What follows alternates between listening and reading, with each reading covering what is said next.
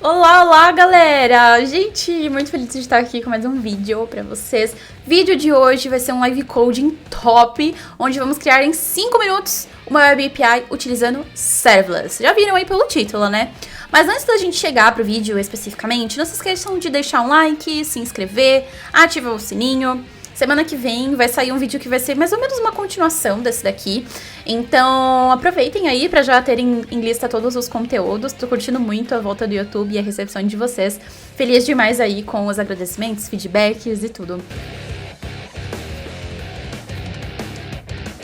Gente, obviamente, vamos contar os 5 minutos a partir do momento que eu iniciar o projeto, tá? Antes, eu quero dar um overview com vocês sobre Serverless. Então, gente, Serverless é um conjunto de coisas, né? Na AWS em específico, ele se refere ao modelo de computação que você não precisa gerenciar a infraestrutura necessariamente para você conseguir escalar os seus apps. Na AWS não, tá? Na real, em todos os provedores de nuvem. Tá vendo aqui esses outros tipos de arquiteturas? Como, por exemplo, o on-premises, que a gente tem tudo como responsabilidade da organização, desde infraestrutura até aplicação. On-premises, obviamente, tudo físico, tudo provisto pela empresa. Então, supondo que a gente queira ter um servidor on-premises, a gente precisa de todo um servidor físico, a gente precisa de um data center e tudo vai estar lá. A gente vai ter que pagar o aluguel do lugar, a gente vai ter que pagar ar-condicionado, a gente vai ter que pagar tudo para conseguir ter os servidores físicos lá. Cloud, que é o modelo mais comum, que é o que a gente usa atualmente. A gente paga para um provedor cloud, como a AWS, por exemplo, para ele manter a infraestrutura e os servidores, e a gente só mantém do nosso lado os servidores virtuais e a nossa aplicação. Então, a gente vai pagando por mês e a gente só mantém esses dois carinhas aqui, certo? Ele é bacana, porém, em deploys, em grandes eventos como Big Brother ou Black Friday, a gente sempre tem que se preocupar que os servidores vão dar conta das requisições que vão estar chegando. Já em Serverless, a gente paga pela empresa para eles proverem a infraestrutura, os servidores e os servidores físicos e os servidores virtuais. Então, quando a gente vai fazer uma grande entrega como uma Black Friday, por exemplo, a gente não precisa se preocupar, porque a escalabilidade está por conta do provedor aí pra gente. A gente só tem que se preocupar em criar a aplicação para poder emitir os eventos, para poder se conectar com esse servidor. Então, Serverless não é uma coisa, Serverless são várias, né? Então, várias coisas que a gente consegue utilizar aí para conseguir ter uma arquitetura Serverless bacana, com uma escalabilidade vista aí pelo provedor. É muito bacana, é simples, porém a gente precisa ter um cuidado quanto a custos. Porque como a empresa está provendo tudo, eles vão cobrar pelo que a gente usa. Então, a gente paga pelo tanto de requests, então é legal a gente ter um ambiente local. Por isso que hoje eu não vou pedir que vocês criem uma conta AWS para a gente fazer o projeto. Vamos estar utilizando o Serverless Offline.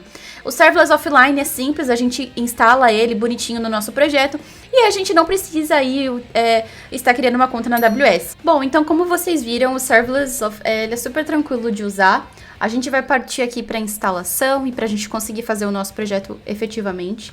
Então eu tô aqui na minha pastinha. Vocês precisam garantir que vocês têm o Serverless, tudo bonitinho instalado, mas depois a gente garante que o nosso projeto também vai estar com ele. E eu vou dar um Serverless create, -- template AWS Node.js, então eu vou estar falando para ele que eu quero criar o meu projeto AWS com template da AWS.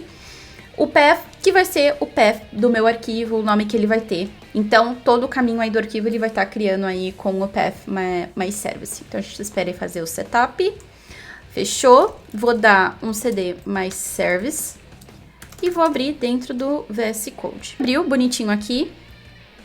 A gente precisa garantir que a gente tenha todas as dependências instaladas. Fechou? Então, eu vou instalar elas aqui rapidinho. Eu preciso dar um npm init, né? Então, vai ser um projeto utilizando Node. O meu arquivo Serverless. Então, toda a configuração, tudo bonitinho. Então, isso é bem legal, porque é uma mão na roda. A gente já tem tudo previamente criado. Isso aqui eu acho sensacional. Vou tirar o que eu não vou utilizar, fechou? Aqui, a gente vai ter apenas o handler, tá? E pra gente só validar que tá tudo funcionando, eu só vou garantir que o evento vai ser HTTP. Eu vou colocar aqui o caminho do arquivo pra gente conseguir validar que tá tudo funcionando aqui. Aqui a gente precisa instalar as dependências, então eu vou dar um npm install menos de o serverless. Aí ele vai baixar. Eu vou subir aqui para que vocês vejam, mas é só uma instalação, tranquilo. Acaba que o que demanda mais tempo é a instalação dos pacotes, né? Que saco. Fechou. Pra gente utilizar o Serverless Offline, a gente precisa lembrar de colocar ele como um plugin aqui no nosso arquivo Serverless. Esse arquivo Serverless, ele é super importante, ele vai ser tipo o coração da nossa configuração. Então, por ele ser YAML, a gente também precisa prestar atenção aí na indentação. E aqui eu vou ter o meu script start, fechou? Eu vou estar executando ele com o npx, então eu vou estar colocando aqui npx. Ele vai dar um serverless offline start. A única coisa que eu quero colocar aqui é o host. 1, 2, 3, 4. Fechou. Pra gente ver que tá tudo funcionando, seria basicamente isso. A rota que ele cria por default pra gente é só uma rota hello, na qual ele tá falando aqui, hello serverless. Olha só que legal, aqui ele tá dizendo pra gente que tá rolando aqui na porta 3000. Esse é o localhost que eu vou estar executando, localhost 3000/dev/hello. E prontinho, temos aqui nosso endpoint. Então, o que a gente precisa colocar aqui agora? A gente precisa colocar lógica especificamente. A gente vai estar fazendo o insert de um dado no banco. Então, para isso, a gente precisa instalar o nosso banco, que vai ser o MongoDB. Então, eu vou dar um npm install MongoDB. E eu quero que o meu ambiente seja um ambiente que eu consiga executar de qualquer lugar. Então, obviamente, Docker, Dali Docker. Então, assim que a gente instala o MongoDB, a gente vai colocar aqui a nossa imagem Docker. Mas antes eu vou separar ele aqui em pastinhas. Vou deixar o meu handler dentro do CRC. E já crio aqui o meu Dockerfile. Tá? E as demais configurações são default. Então, serão essas daqui. E agora, eu vou para o meu Docker Compose. Opa. Fechou. No meu Docker Compose YAML, eu tenho que garantir que eu vou ter a minha versão. Então, vai ser version services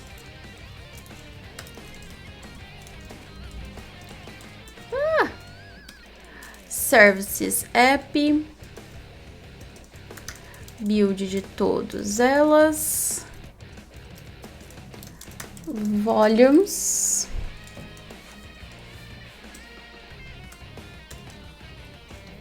do meu app. Eu quero que rode na porta 23000. Aqui na mesma hierarquia, eu vou chamar a imagem do Mongo, porta 27017. Então, isso é mais ou menos o que a gente precisa para a gente colocar aqui uma lógica que seja um pouquinho mais bonitinha do que a gente está usando agora, fechou?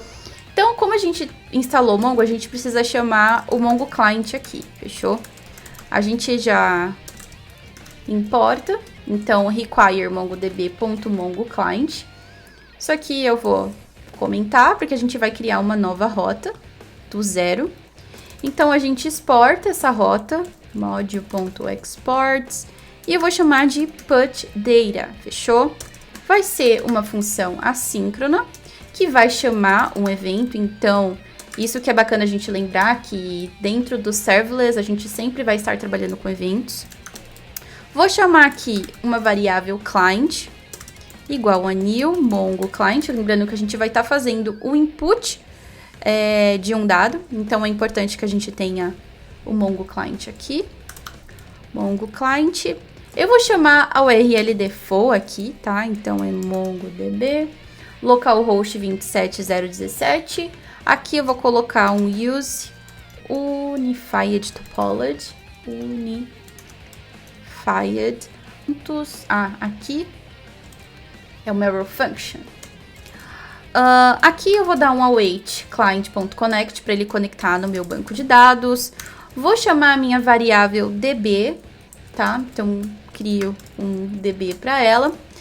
Aqui eu vou criar a minha collection, que vai se chamar db.collection My Collection. Vocês podem colocar o nome que vocês quiserem aqui. Essa parte aqui é meio tanto faz.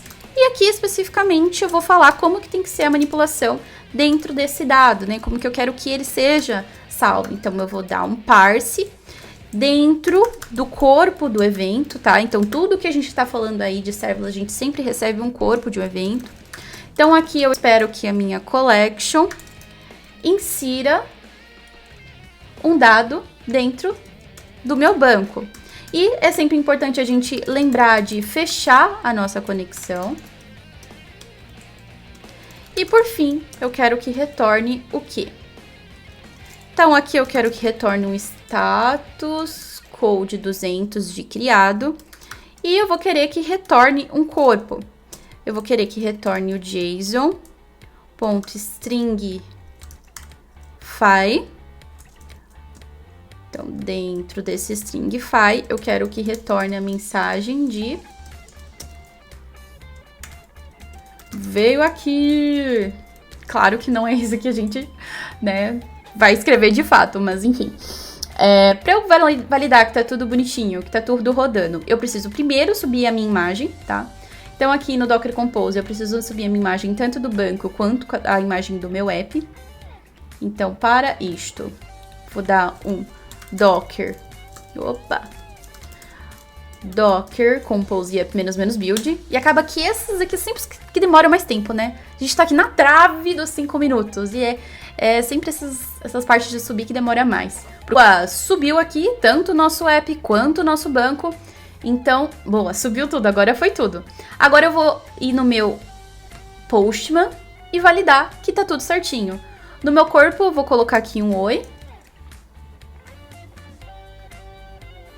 Ah, a gente precisa colocar nossa rota no serverless. A gente colocou aqui a rota antiga, a gente precisa atualizar para a rota nova. Então, a rota nova, ela é o quê? Ela é um handler, porém a gente precisa colocar o nosso caminho. Agora ela está dentro de uma pasta CRC e ela se chama put data. E ela não é mais barra hello, é barra data, e ela não é um get, ela é um put. Então, a gente precisa atualizar. E aqui, essa function, a gente precisa atualizar como put data, que é o nome da função que a gente criou, tá? Então, aqui, ó, put data é onde eu atualizo no nome da função.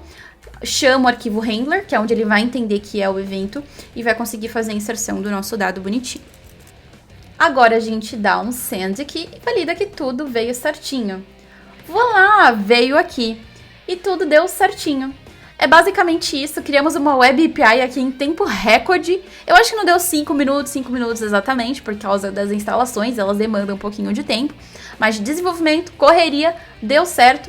Basicamente a gente criou aqui uma função, chama o evento e a gente conseguiu entender aí como o serverless se comunica, como que é mais ou menos a dinâmica dele. A única diferença aqui, que é o que a gente está usando de provedor, é o plugin do Serverless Offline. Aqui seria uma AWS SDK, na qual a gente estaria se comunicando com a SDK de fato da AWS ou de outro provedor como Azure, etc. Mas essa é a única diferença, por conta de a gente estar utilizando o Serverless Offline, fica muito mais simples, a gente consegue ter uma dinâmica bem tranquila e em minutos conseguimos criar a nossa API.